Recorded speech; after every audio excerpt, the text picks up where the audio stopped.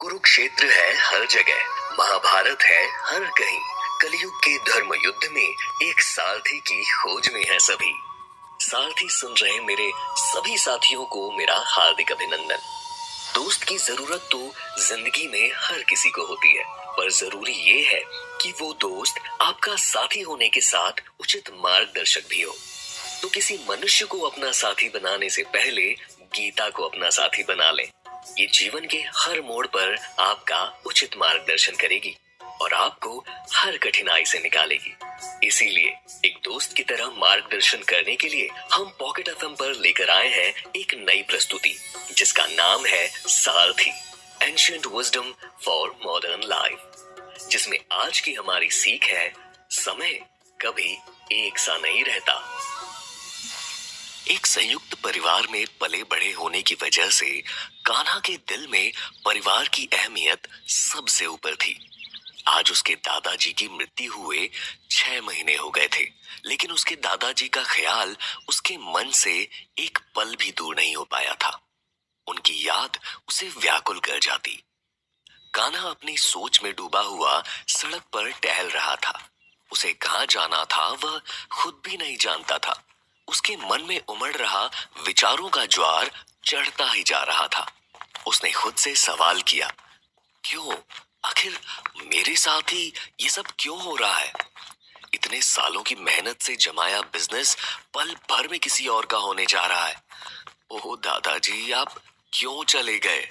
और इतना सोचकर उसकी आंखें भर आई। दरअसल कान्हा के दादाजी के अचानक देहांत के बाद उसके परिवार में चीजें पलट सी गई थी। जब तक दादाजी थे सब ठीक था। परिवार में सारे लोग अपने अपने कामों में लगे थे और प्रेम से रहते थे, मगर दादाजी के जाते ही परिस्थितियां एकदम से बदल गईं। पापा, बड़े पापा और काका जी सब जैसे किसी और दुनिया में पहुंच गए। घर में रोज के झगड़े और संपत्ति बिजनेस को लेकर रोज के विवाद। घर अब घर न रहकर जंग का मैदान बन गया। आज सुबह से ही घर में घमासान मचा हुआ था। शायद घर का बंटवारा भी हो जाए। कान्हा ने खुद आगे रहकर कोशिश की कि कोई समझौता हो जाए, मगर आज तो काका जी ने हद ही कर दी। लोन लेने की सुविधा के लिए उनके नाम रजिस्टर्ड की गई कान्हा की कंपनी पर हक के लिए वो कोर्ट से ऑर्डर ले आए। कान्हा का स्टार्टअप तेजी से ग्रो कर रहा था और ये उसकी जीवन भर की मेहनत थी। इस तरह विवाद में पड़ने से उसके क्लाइंट और इन्वेस्टर दोनों भाग सकते थे। कान्हा को असफलता की छवि साफ दिखाई दे रही थी। अचानक सब कुछ हाथ से छिन रहा है ऐसा महसूस हो रहा था, पर अब किया भी क्या जा सकता था। ऐसे किसी भी परिस्थिति में दादाजी उसके फ्रेंड और गाइड की भूमिका में रहते थे, मगर अब वे नहीं थे। घोर निराशा के बीच कान्हा कुछ भी करने या न करने को लेकर असमंजस में आ रहा था। उसे अपने आप पर दया आने लगी थी। कोई भी ऐसा उसे याद नहीं आ रहा था जो उसे इस मुश्किल से निकाल सके। उसका एक ख्याल था कि वह अपने अधिकार के लिए अपनों से लड़ाई करे, लेकिन अपनों से लड़ाई कैसे हो? लोग क्या कहेंगे? और एक विचार था कि जो जैसा है उसे वैसे ही चलने दिया जाए। इसी उधेड़बुन में वो अपने घर लौट आया और उसने एक बार फिर अपने काका जी से बात करके इस समस्या का हल निकालने का सोचा। उसने सोचा कि शायद ये परिवार, उसकी एक कंपनी टूटने से बच जाए। लेकिन जब वो काका जी के पास पहुंचा तो उन्होंने उससे सीधे मुंह बात करना भी गंवारा नहीं समझा। दरअसल काका अपनी जुबान कम और अपनी पत्नी की जुबान ज्यादा बोलते थे। वो एक तरीके से अपनी पत्नी के इशारों पे नाचने वाले कठपुतली की तरह थे। कान्हा ने तैश में आते हुए बोला, काका जी, ये आपने ठीक नहीं किया है। आपने गलत तरीके से मेरी कंपनी पे कब्जा जमा लिया है। तभी पीछे से काकी जी सामने आते हुए बोली, कहाँ की तुम्हारी कंपनी? हाँ, कोर्ट का ऑर्डर देखा नहीं क्या? वो कंपनी लीगली अब हमारे नाम हो चुकी है। और नहीं यकीन हो रहा है तो बोलो, फिर से दिखा दूं कागज। कान्हा कभी लड़ने वाला इंसान नहीं रहा था और न ही उसे बहसबाजी पसंद थी। काकी के यह शब्द उस पर किसी तीर की तरह चुभ रहे थे। उसने अपने आप को शांत बनाए रखते हुए कहा, ये कोर्ट के पेपर दिखा के आपको क्या लगता है मेरी कंपनी हड़प लेंगी? मैं ऐसा कभी नहीं होने दूंगा। ये कंपनी मैंने अपनी मेहनत, अपने बलबूते पे खड़ी की है। मैं इसे इतने आसानी से तो बिल्कुल नहीं जाने दूंगा। हाँ तो जाओ, जो करना है कर लो, जहां जाना है चले जाओ। तेरे काका ने मदद न की होती तो ये कंपनी तू कभी खड़ी ही नहीं कर पाता। और ये हम छीन नहीं रहे हैं, अपना हक ले रहे हैं। काकी जी ने ये बोलते हुए दरवाजा जोर से बंद कर लिया। कान्हा वहीं अचंभित सा खड़ा रहा। उसे नहीं समझ आ रहा था कि वो आखिर क्या करे, कैसे अपनी कंपनी को वापस हासिल करे। वो खुद में बड़ा कमजोर महसूस करने लगा। वो वहां से निकलकर सीधा अपने कमरे में आ गया। उसकी आंखों में आंसू थे। कमरे में आते ही उसकी नजर खिड़की के पास खड़ी एक छाया पे पड़ी। वो कोई और नहीं, कान्हा के मुश्किलों के साथी कृष्णा थे, जो जब भी कान्हा किसी परेशानी में होता था हाजिर हो जाते थे। वो कान्हा की तरफ पलटे और उनके चेहरे की आभा देखकर एक पल के लिए कान्हा जैसे अपनी सारी मुश्किलें भूल सा गया और कृष्णा से उसके चेहरे का अवसाद छिप न सका। और वह बोला, क्या हुआ भाई कान्हा, बड़े परेशान लग रहे हो? किसी ने तुम्हारी भैंस चुरा ली क्या? कान्हा को उस वक्त यह बात बिल्कुल पसंद नहीं आई और वह बोला, मजाक मत करो कृष्णा, हर वक्त मजाक करना अच्छा नहीं लगता। कृष्णा ने मुस्कुराहट बड़ी करते हुए कहा, खुशी का, आनंद का कोई वक्त नहीं होता मेरे भाई। यह जीवन आनंद के साथ जीने के लिए है। हंसी खुशी से जीना सीखो, उसी में आनंद है। क्योंकि बस आज का आनंद ही तुम्हारे साथ है, बाकी कुछ नहीं। कल की चिंता करना छोड़ो और आज में जियो। वो क्या गाना गाते हो तुम? हर फिक्र को धुएं में उड़ाता चला गया, मैं जिंदगी का साथ निभाता चला गया। इतनी अच्छी बात केवल गाते हो, उस पर अमल नहीं करते। कृष्णा की बात में छिपे ताने ने कान्हा को थोड़ा और चिढ़ा दिया। उसने चिढ़ते हुए कहा, किस बात का आनंद, कैसा आनंद? तुम तो कुछ भी बात कर रहे हो कृष्णा। आदमी की जिंदगी फिल्मी तरीके की तरह नहीं होती कि बस जो हीरो करे वो काम हो जाए। ये रियल लाइफ है, इसके अपने तकाजे होते हैं, अपनी तकलीफ होती है। ये सब फिल्मी बातें बस मनोरंजन के लिए होती हैं, जो पर्दे पर ही अच्छी लगती है। कृष्णा ने कान्हा के बात करने के अंदाज को देखकर उसे थोड़ा और चिढ़ाते हुए कहा, अरे तो मेरा यार कान्हा किसी हीरो से कम है क्या? हीरो को तो मुश्किल का सामना करना ही पड़ता है, वरना वो हीरो कैसे साबित होगा? तुम तो पैदाइशी हीरो हो यार। कान्हा ने अब ज्यादा जोर से कहा, मजाक बंद करो कृष्णा। मैं पहले से ही परेशान हूं और तुम हो कि मेरी टांग खींचे चले जा रहे हो। ये तो ना हुआ कि दोस्त से पूछ लो कि बात क्या है, बस मिलते ही टांग खींचकर मजे लेने शुरू कर दिए। ऐसा कोई दोस्त होता है क्या? चलो अभी मुझे वकील से मिलने जाना है, अभी तुम जाओ यहां से। यह बोल कान्हा अपने कमरे से बाहर निकल गया। कान्हा घर से निकलकर सीधा अपने वकील के पास जा पहुंचा, जो कानूनी मामलों में उसकी हर समय मदद करते आए थे। देखो मिस्टर कान्हा, ये मामला अभी हाथ से निकल चुका है। उनके पास प्रॉपर लीगल डॉक्यूमेंट्स हैं, लेकिन फिर भी आप अगर अपने परिवार को कोर्ट में खींचना चाहते हैं तो मैं ये मामला कोर्ट तक पहुंचा देता हूं। लेकिन वहां भी कोई गारंटी नहीं है कि कंपनी पे अधिकार आपको वापस मिलेगा। वकील ने कान्हा को समझाते हुए ये सब कहा।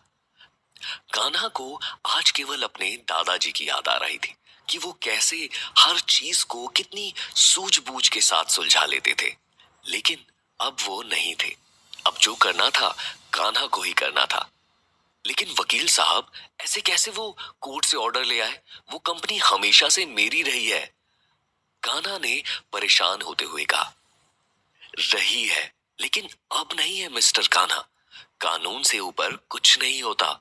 हम कोर्ट में भी जाएंगे तो जज शायद 5 मिनट में केस को रफा दफा कर देगा। वकील ने अपनी बात रखते हुए कहा, जिसे सुनकर कान्हा को यकीन हो गया कि अब उसकी कोई मदद नहीं कर सकता। वो परेशान सा एक पार्क में अकेले जा बैठा। सामने सूरज धीमे धीमे अपनी लालिमा खो रहा था।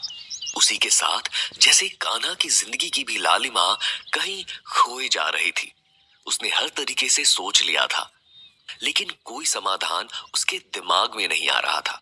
उसने एक बार आसमान को देखा और ईश्वर को याद करते हुए मदद की गुहार लगाई।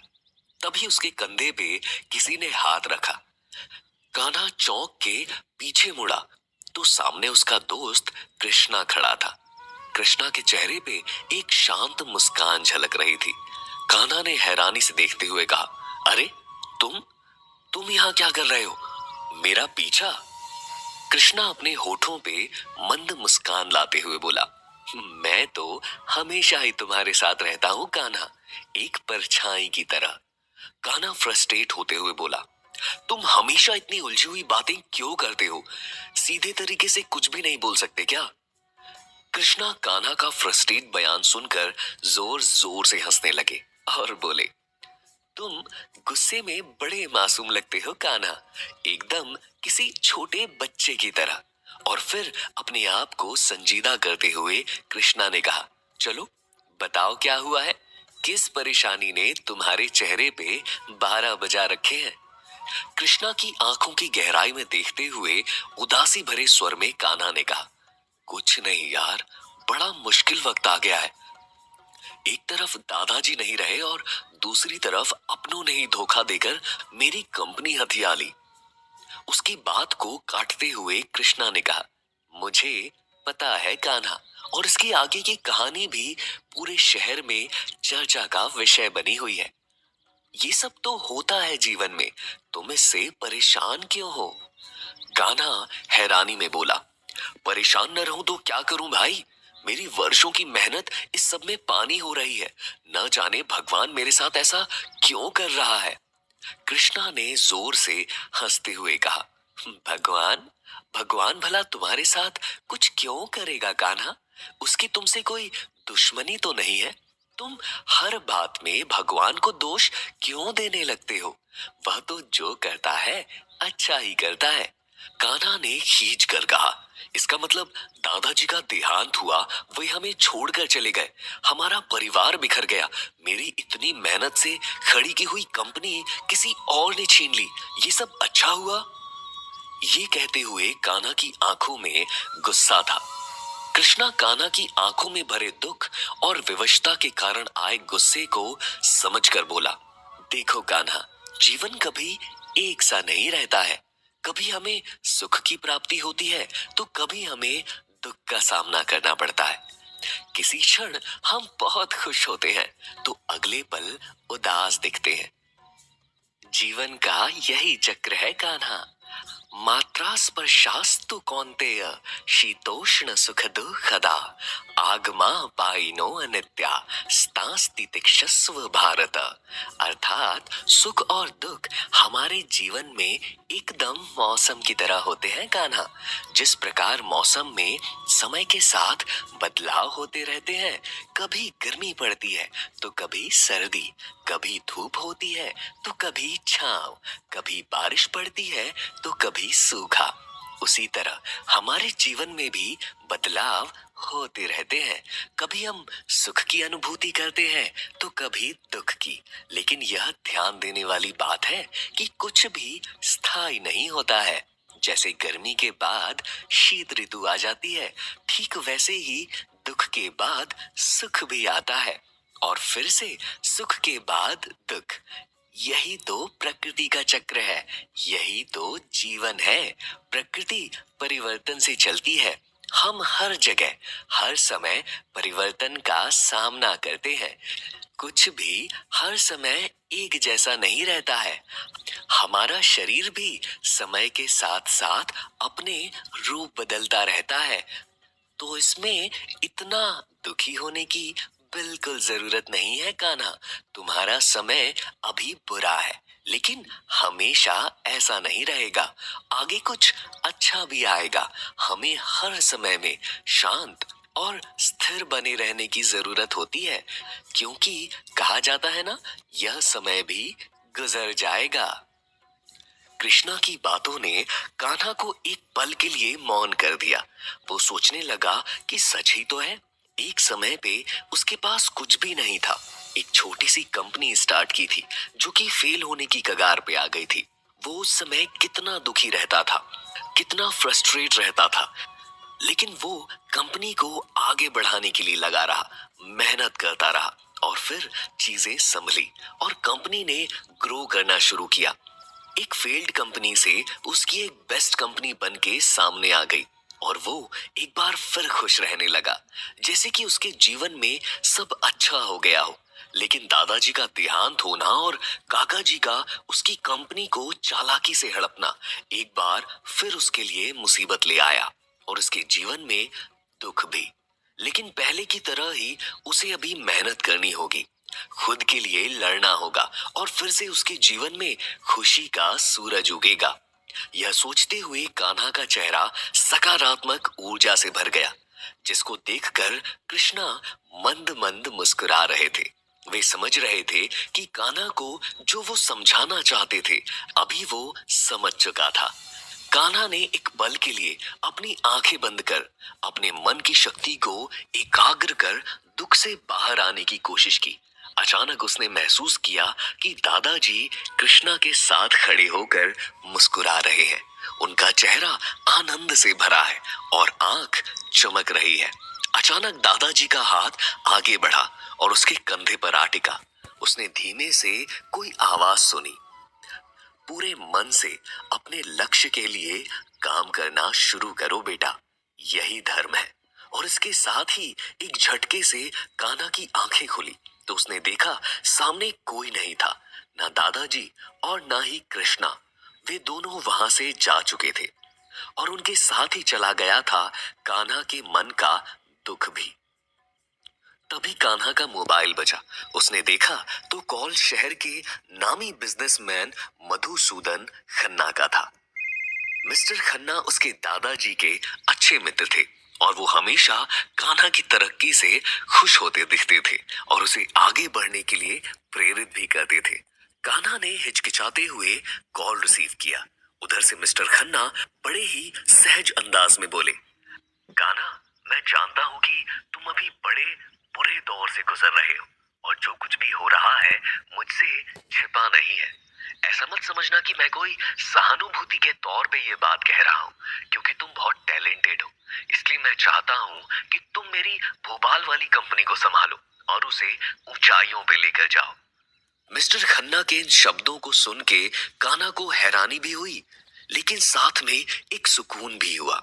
उसे ऐसा लगा जैसे उसके दादाजी खुद उसकी मदद कर रहे हैं और आगे बढ़ने के लिए प्रेरित कर रहे हैं। आशा है इस कहानी ने आपके मनोरंजन के साथ साथ आपका उचित मार्गदर्शन भी किया होगा। इसी तरह की अनेक ज्ञानवर्धक सीख के लिए सुनते रहिए सारथी, ancient wisdom for modern life. इसके अगले भाग में हम सीखेंगे कि जीवन में बदलाव आवश्यक है, तो सुनते रहिए